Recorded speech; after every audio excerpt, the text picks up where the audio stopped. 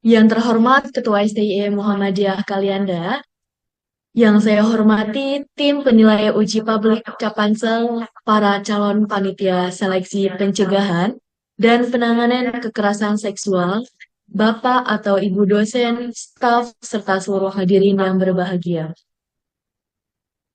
Puji dan syukur marilah kita panjatkan kehadirat Allah Subhanahu wa Ta'ala, karena atas rahmat dan karunia-Nya kita semua dapat berkumpul pada pagi hari ini dalam acara yang sangat penting, yaitu uji publik calon panitia seleksi pencegahan dan penanganan kekerasan seksual PPKSD Muhammadiyah Kalianda. Sebagaimana kita ketahui bersama, PPKS adalah bagian yang sangat penting dalam menjaga dan menciptakan lingkungan perguruan tinggi yang aman, nyaman, dan bebas dari segala bentuk kekerasan seksual. Uji publik ini merupakan tahapan penting dalam proses seleksi calon panitia, di mana kita semua memiliki kesempatan untuk mendengarkan langsung pandangan, rencana, serta komitmen dari para calon yang akan menjadi garda terdepan dalam upaya pencegahan dan penanganan kekerasan seksual di kampus kita. Saya, Anis Rifka Oktaviani, akan memandu jalannya acara pada hari ini. Sebelum kita memulai, izinkan saya untuk membacakan susunan acara pada pagi hari ini, yakni pembukaan, yang kedua mendengarkan lagu Wajib Indonesia Raya, ketiga sambutan Ketua STY Muhammadiyah Kalianda, yang keempat memperkenalkan tim penguji, yang kelima perkenalan calon-calon panitia seleksi PPKS, yang keenam sesi tanya jawab, tujuh pembagian form umpan balik dan pengumpulan, delapan pengumuman hasil seleksi Capansel, dan yang kesembilan yakni penutup. Agar acara ini lancar dan mendapatkan ridho dari Allah Subhanahu wa Ta'ala, marilah kita buka acara ini dengan bersama-sama mengucap lafaz basmalah. Bismillahirrohmanirrohim. Mendengarkan lagu wajib Indonesia Raya.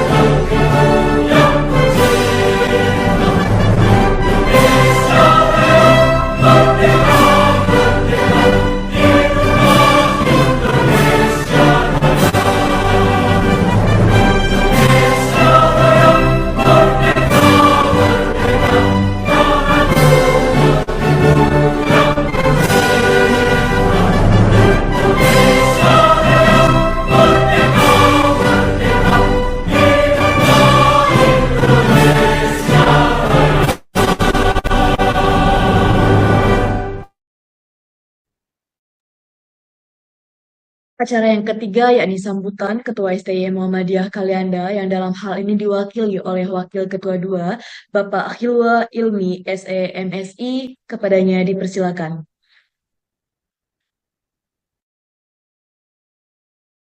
Baik, kedengar suara saya ya? Dengar, Pak. Halo, Terdengar, Pak. kedengaran Pak? Terdengar. Baik, Assalamualaikum warahmatullahi wabarakatuh. Waalaikumsalam. Alhamdulillahilladzi nastaghfiruhu wa na'udzu billahi min syururi anfusina wa min sayyiati a'malina. May yahdihillahu fala mudilla lahu wa may yudlil fala hadiya lahu. Asyhadu an la ilaha illallah wahdahu la syarika lah wa asyhadu anna Muhammadan abduhu wa rasuluhu la nabiyya ba'dah. Bapak-bapak, para panelis dan penguji, saudara para calon anggota panitia seleksi pencegahan dan penanganan kekerasan seksual yang disebut dengan PPKS, Bapak-bapak, Ibu, dosen, dan tenaga pendidikan, serta akademika, semua kalian Anda yang sedang hadir dalam Zoom meeting ini, dan yang kami banggakan, saudara-saudari, mahasiswa, mahasiswi SMA kalian Anda, yang sempat hadir pada Zoom yang berbahagia ini.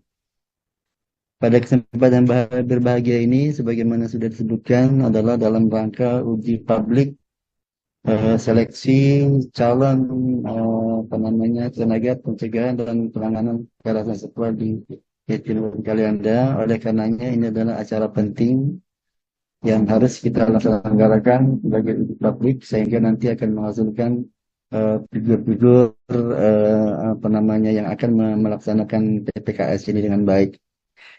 Pada kesempatan hari ini, saya sebagaimana disebutkan mewakili Ibu Ketua, saya hanya akan menyampaikan sambutan beliau karena beliau pada hari ini sedang ada kegiatan di luar menghadiri undangan pelantikan anggota Dewan Lampung Selatan yang baru untuk periode berikutnya. Baik, saya bacakan saja sambutan beliau. Alhamdulillah, marilah kita panjatkan puji syukur kepada Allah Subhanahu wa taala karena berkat rahmat dan hidayahnya kita semua dapat bersusul secara virtual dalam acara yang sangat penting ini, yaitu uji publik calon panitia seleksi pencegahan dan penanganan kekerasan seksual di lingkungan STM Muda Kalianda. Acara uji publik ini merupakan salah satu bentuk komitmen kita dalam menciptakan lingkungan kampus yang aman, nyaman, dan bebas dari segala bentuk kekerasan seksual, sesuai dengan nilai-nilai Islam yang kita junjung tinggi. Kita memastikan bahwa setiap individu di lingkungan STM Muda Kalianda mendapat perlindungan dan rasa aman dalam menjalankan aktivitas akademik maupun akademik. Proses seleksi panitia PPKS ini merupakan seleksi awal yang sangat penting. Saya kira sangat mengapresiasi upaya dan dedikasi seluruh panitia, para calon dan para peserta yang telah berpartisipasi dalam proses ini. Uji publik ini diharapkan dapat memberikan ruang bagi kita semuanya untuk mengenal lebih jauh para calon, kemudian menilai kompetensinya, integritasnya, dan komitmen. Saya ingin ingatkan kepada para calon yang mengikuti uji publik ini bahwa tanggung jawab saudara yang akan diemban itu adalah tidak ringan. Dalam posisi ini kalian akan menjadi garda terdepan dalam upaya kita mencegah dan menangani kekerasan seksual di kampus ini. Oleh karena itu, kami berharap agar kalian dapat menunjukkan kemampuan, kejujuran, dan semangat yang tinggi dalam menjalankan amanah ini, sehingga penilai bisa mengapresiasi dengan benar bahwa kualifikasi itu sesuai dengan harapan yang kita inginkan. Kemudian oleh sebab itu kepada para peserta dan penguji, saya harapkan acara ini dapat berjalan dengan lancar, objektif, adil, dan transparan. Mari kita semua berpartisipasi aktif dalam memberi penilaian yang konstruktif, sehingga kita dapat memilih tim panitia seleksi PPKS yang terbaik, yang berkualitas, yang mampu membawa perubahan positif bagi kampus kita tercinta ini, khususnya berkaitan dengan penanganan dan pencegahan seksual di kampus ini.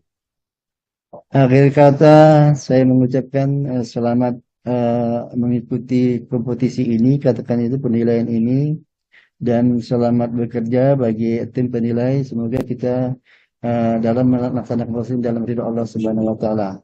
Demikian barangkali sambutan yang disampaikan oleh Ketua Semu kalian, dan saya mohon maaf yang mewakili kalau ada kata-kata yang salah atau tidak sesuai dengan yang seharusnya.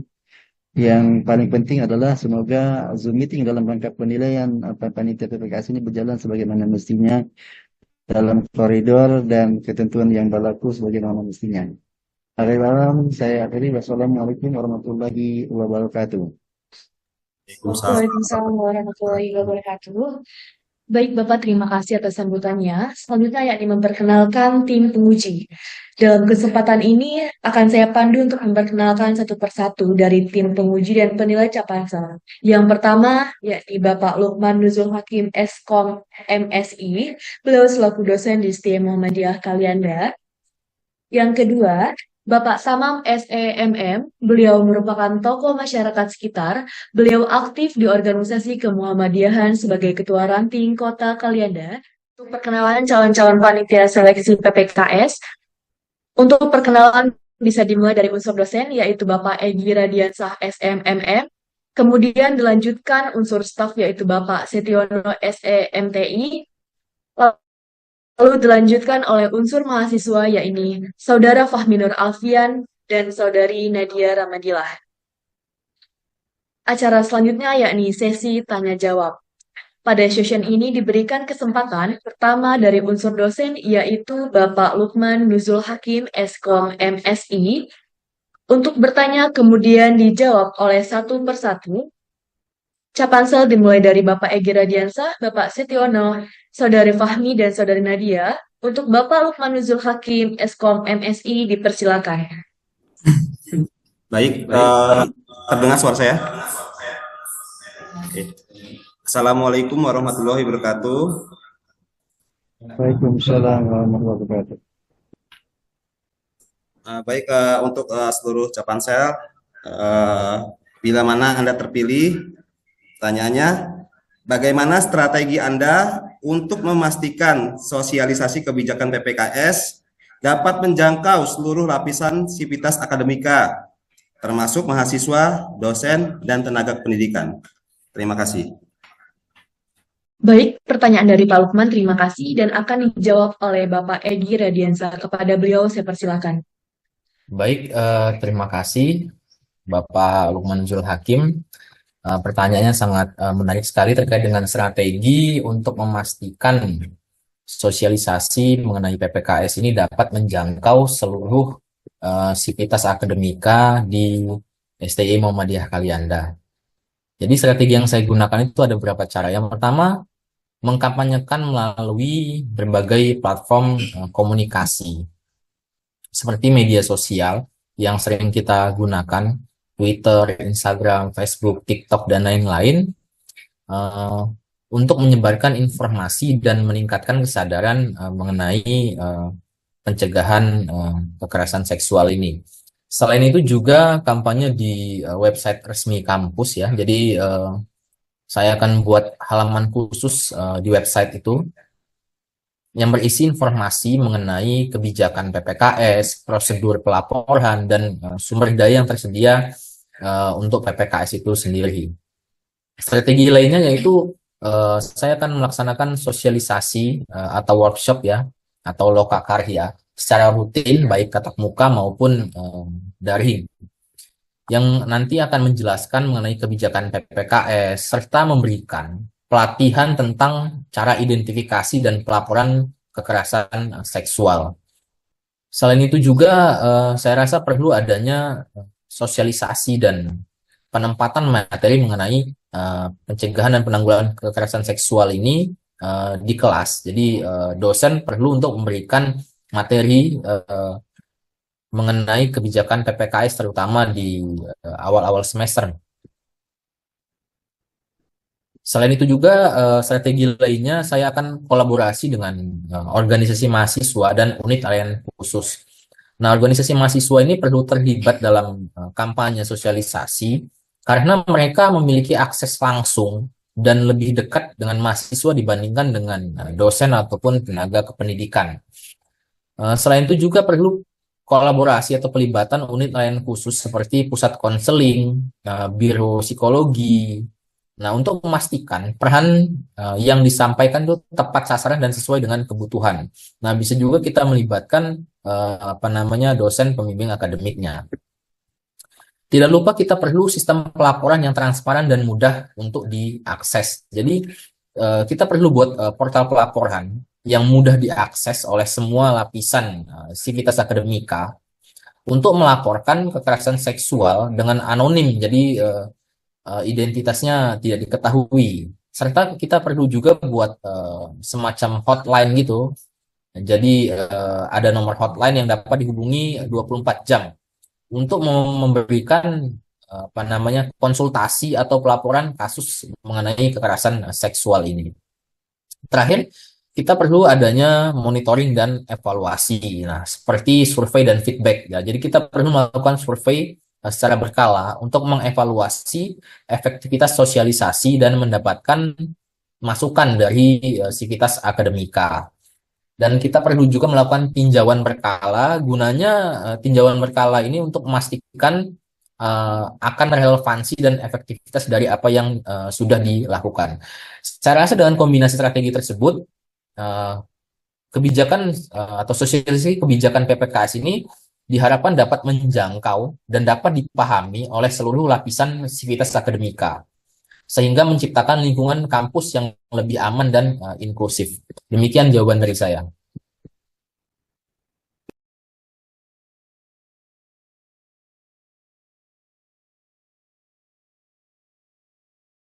Baik, terima kasih Pak Edi sudah menjawab pertanyaan dari Pak Lukman.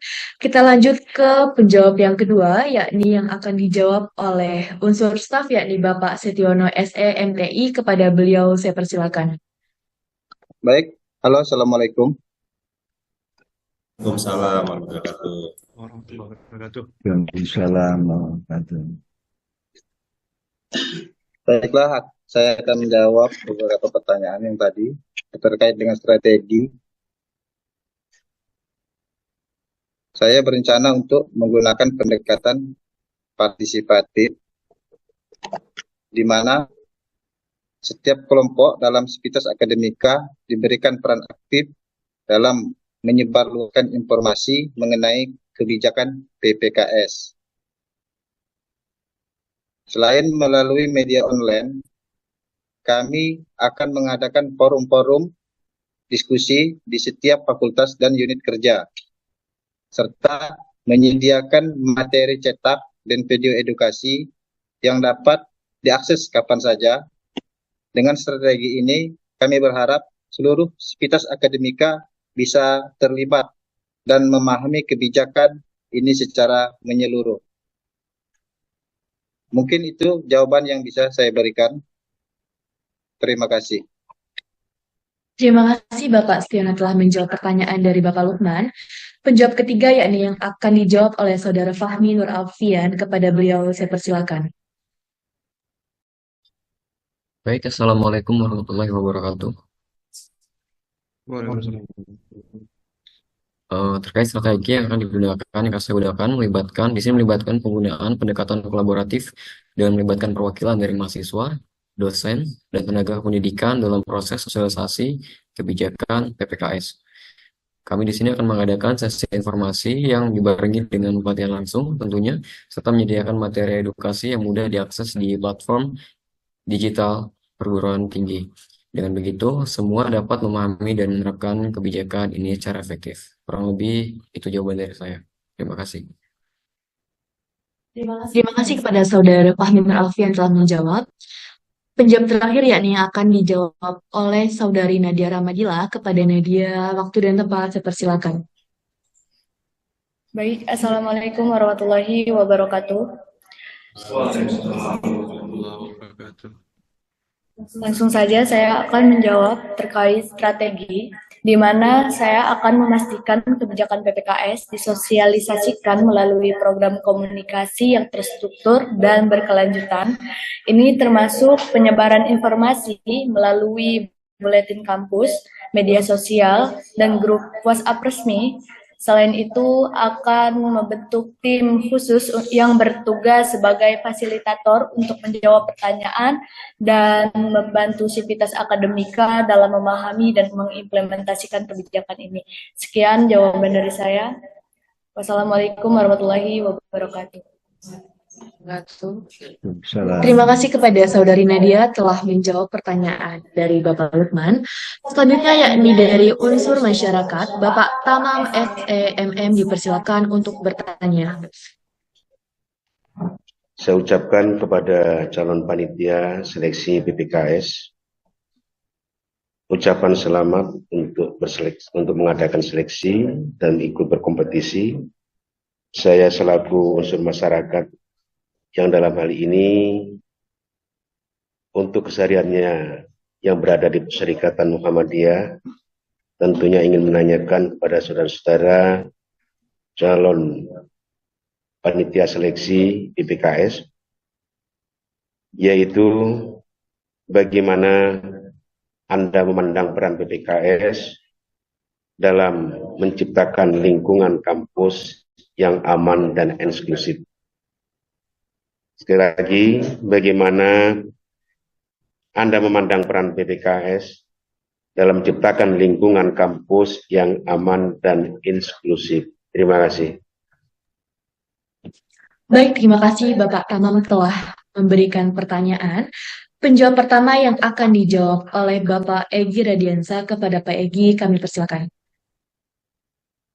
Baik, terima kasih Bapak Tamam.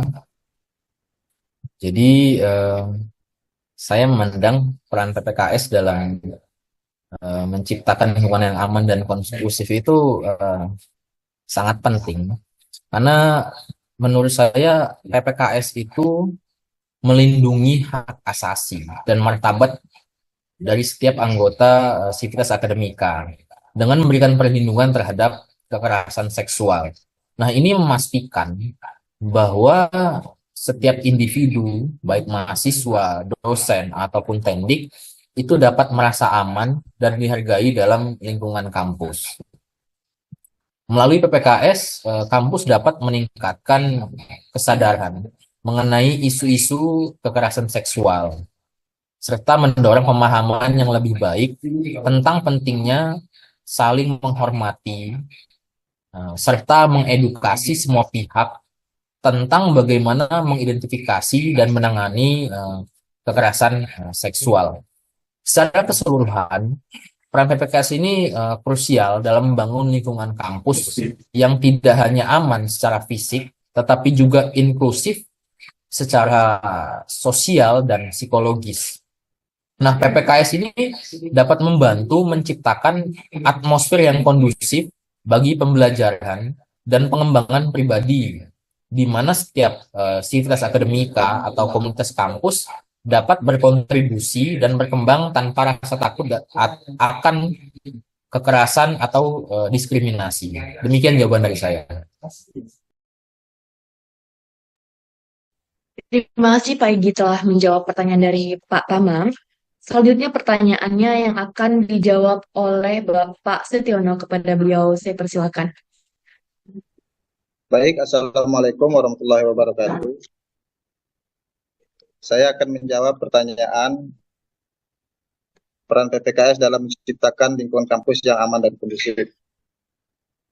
Saya melihat PPKS sebagai fondasi penting dalam menciptakan kampus yang aman dan inklusif. Kebijakan ini memungkinkan setiap anggota kampus untuk merasa aman dan didengar, terutama mereka yang rentan terhadap diskriminasi atau kekerasan seksual. PPKS juga mendorong terciptanya kesadaran kolektif akan pentingnya menjaga keamanan dan inklusivitas, yang pada akhirnya akan memperkuat rasa kebersamaan di lingkungan kampus. Baik, mungkin itu saja yang bisa saya jawab. Terima kasih. Terima kasih Bapak Setiono telah menjawab dari pertanyaan dari Pak Tamam. Penjawab ketiga yakni Saudari Fahmi. Kepada beliau saya persilakan. Baik, saya akan menjawab pertanyaan yang berikutnya. Di sini yang saya lihat peran PPKS sangat kita tentunya dalam mendorong terciptanya kampus yang aman dan inklusif. Dengan adanya kebijakan-kebijakan, kampus dapat menjadi ruang di mana setiap individu di dalamnya merasa dihargai dan terlindungi dari segala bentuk diskriminasi dan juga kekerasan.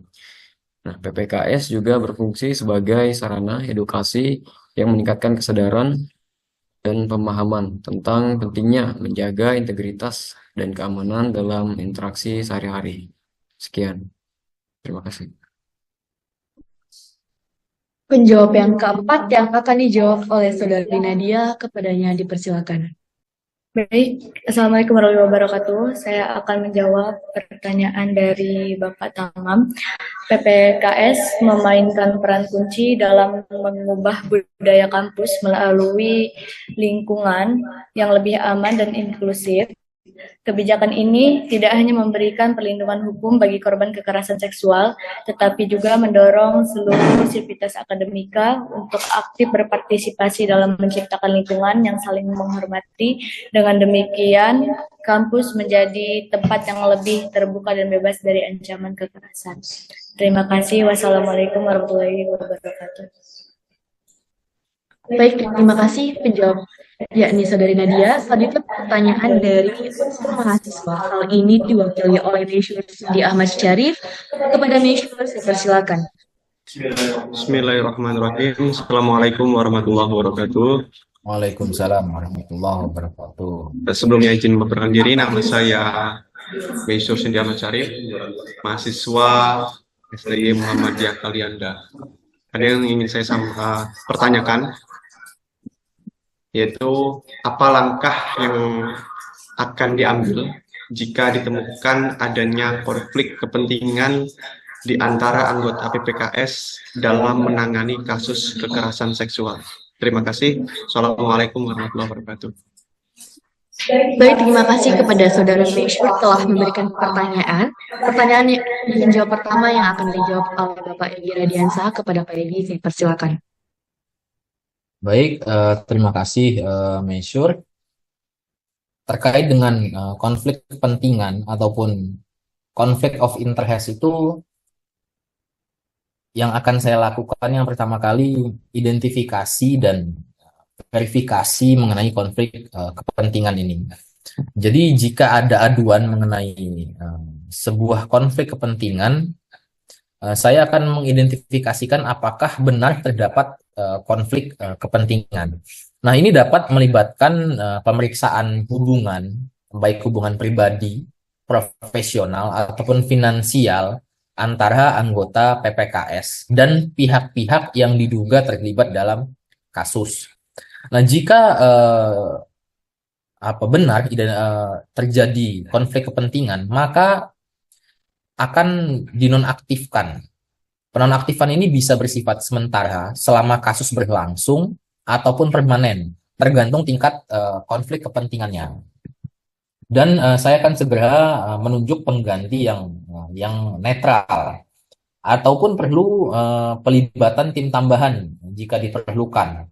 Nah, bentuk tim tambahan ini dari luar kampus untuk memastikan bahwasannya penanganan kasus tetap berjalan secara objektif dan adil.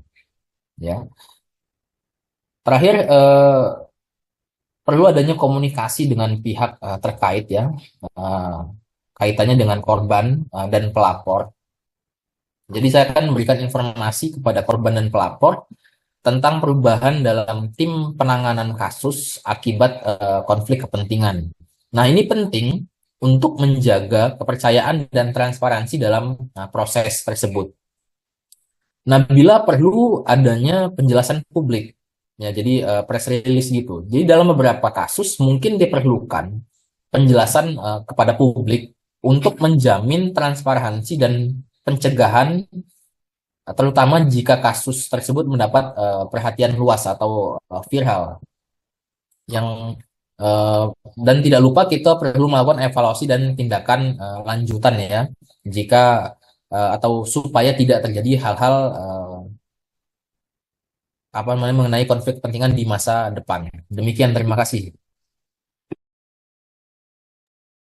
Terima kasih kepada Bapak Egy telah menjawab. Penjawab yang kedua ya nih yang akan disampaikan oleh Bapak Stiono. Kepada Bapak Stiono, saya persilakan. Baiklah, saya akan menjawab dari pertanyaan Saudara Maisur terkait konflik kepentingan di dalam anggota PPKS. Di sini saya akan mengambil tindakan tegas untuk menjaga kredibilitas proses penanganan kasus.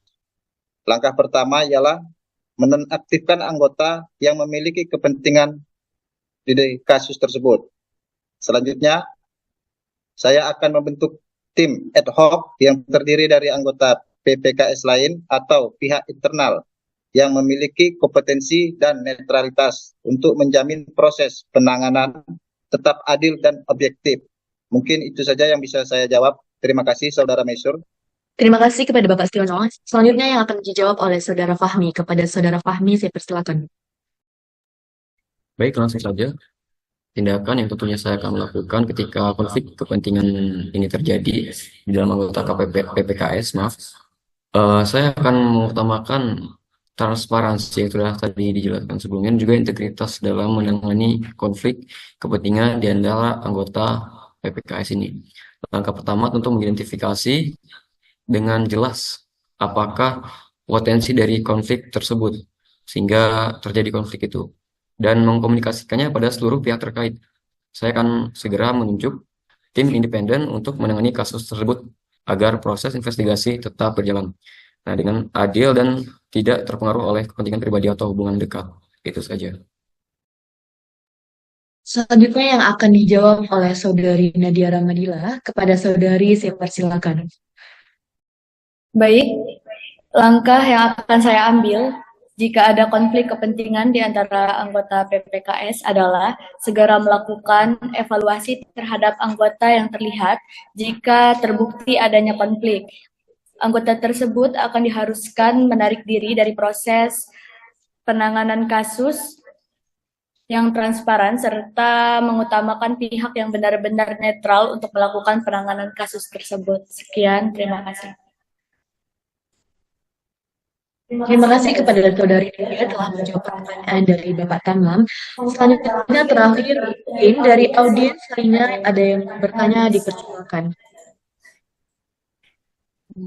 Ya, kepada saya izin bertanya.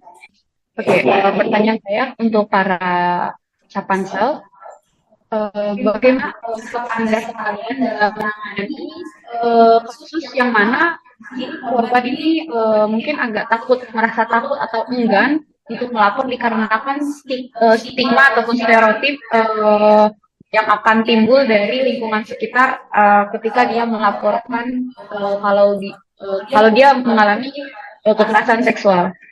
Terima kasih. Baik, terima kasih Isna telah bertanya. Pertanyaan dari Saudari Isna yang akan dijawab oleh Bapak Egy Radiansa. Kepada Bapak Egy, saya persilakan.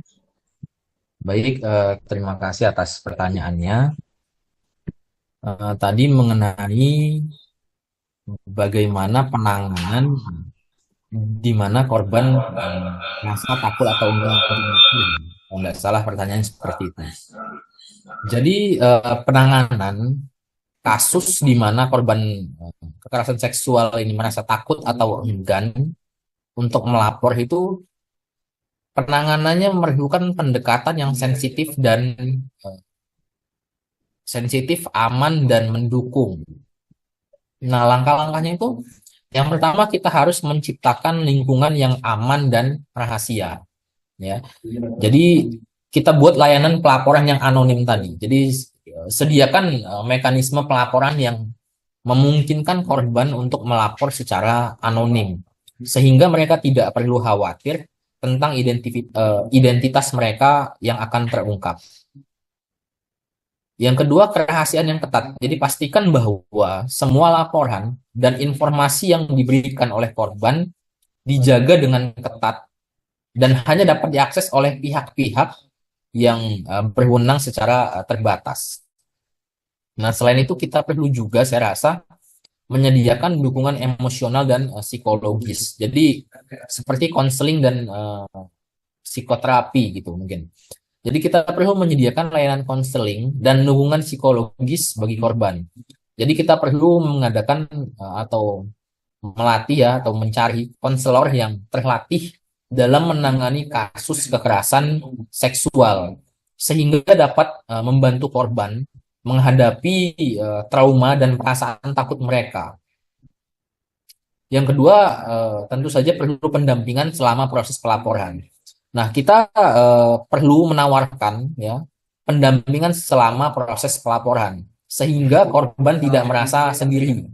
Nah, pendampingan ini bisa dari konselor, teman terpercayanya, atau perwakilan dari organisasi yang mendukung korban. Ya. Selain itu, terakhir menurut saya kita perlu adanya perlindungan terhadap apa yang kita sebut itu retaliasi, ya kebijakan anti retaliasi. Nah, jadi kita perlu mengimplementasikan kebijakan yang melindungi korban dari segala bentuk pembalasan atau intimidasi setelah melaporkan. Jadi kita perlu memastikan kebijakan ini dapat dipahami oleh seluruh anggota kampus dan ditegakkan secara luas. Jadi kita harus mengawasi potensi intimidasi atau tekanan terhadap korban dan tanggapi dengan tindakan tegas jika ditemukan pelanggaran. Demikian dari saya, terima kasih. Baik, terima kasih Pak Egi telah menjawab pertanyaan dari audiens. Selanjutnya yang akan dijawab oleh Bapak Setiono. Kepada Bapak Setiono, saya persilakan. Baiklah, di sini saya akan menangani kasus di mana korban merasa takut melapor dengan menyediakan opsi pelaporan yang fleksibel dan aman, termasuk pelaporan melalui pihak ketiga atau secara online tanpa harus mengungkap identitas mereka secara langsung.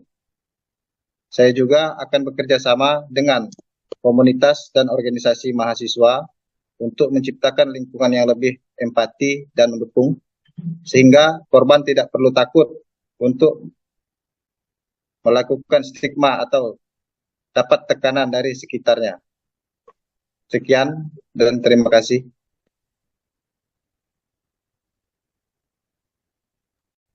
Baik, terima kasih Bapak Setiono. Penjawab yang ketiga yang akan dijawab oleh Saudara Fahmi Nur Alfian. Kepada Saudara Fahmi, saya persilakan. Baik, di sini saya akan memberikan dukungan penuh terhadap korban berupa pendampingan yang maksimal agar korban sendiri merasa aman. Memberikan mereka jaminan juga bahwa penanganan yang akan kita lakukan itu penuh dengan kerahasiaan. Ini perlu ditekankan juga.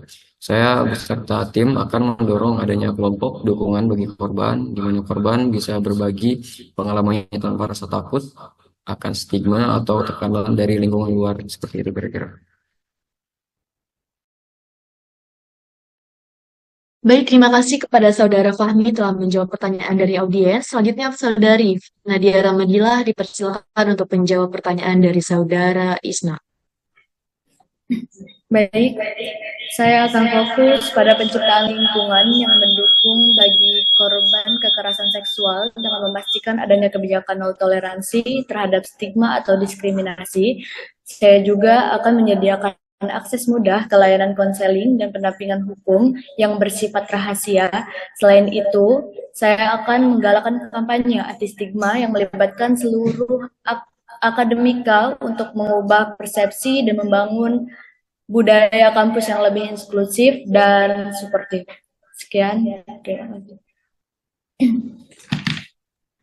Baik, terima kasih kepada Saudari Nadia telah menjawab pertanyaan dari audiens. Mungkin cukup sekian pertanyaan yang telah diberikan dari Panitia Seleksi PPKS. Acara selanjutnya yakni pembagian form umpan balik dan pengumpulan untuk semua peserta yang di virtual Zoom ini, baik peserta Capansel, tim penilai maupun seluruh audiens, dimohonkan untuk mengisi formulir yang sudah disediakan di kolom chat dan ditunggu paling lambat hari ini. Pengumuman hasil seleksi Capansel. Pengumuman hasil dari seleksi dari uji publik ini akan diumumkan pada website resmi PPKST Muhammadiyah Kalianda dengan alamat link yang sudah tersedia. Yang terakhir yakni penutup. Tak terasa kita telah sampai di penghujung acara uji publik calon panitia seleksi pencegahan dan penanganan kekerasan seksual PPKS di Muhammadiyah Kalianda. Saya ucapkan terima kasih yang sebesar-besarnya kepada seluruh calon yang telah memaparkan visi, misi, dan komitmennya dengan sangat baik. Terima kasih juga saya sampaikan kepada seluruh peserta yang telah aktif berpartisipasi dengan memberikan pertanyaan, masukan, dan saran yang sangat berharga. Semua masukan yang disampaikan hari ini akan menjadi bahan pertimbangan penting dalam proses seleksi. Mari kita beri aplaus untuk tim penilai dan Capansel kita. Berharap bahwa kegiatan ini dapat memperkuat komitmen kita semua untuk menciptakan lingkungan kampus yang aman, nyaman, dan bebas dari kekerasan seksual. Semoga panitia yang terpilih dapat menjalankan tugas dengan sebaik-baiknya dan membawa perubahan positif bagi STIE Muhammadiyah Kalianda. Sebelum saya menutup acara ini, izinkan saya menyampaikan permohonan maaf jika selama memandu acara ada hal-hal yang kurang berkenan. Akhir kata, saya ucapkan terima kasih atas kehadiran dan partisipasi Bapak atau Ibu sekalian dalam acara ini. Semoga kita semua selalu dalam lindungan Allah Subhanahu wa Ta'ala. Wassalamualaikum warahmatullahi wabarakatuh. Waalaikumsalam warahmatullahi wabarakatuh. Selanjutnya, izin untuk foto bersama di ruang Zoom meeting. Aktifkan semua coba kameranya. Diaktifkan semua. Kamera. Kita mulai dari 3, 2, 1.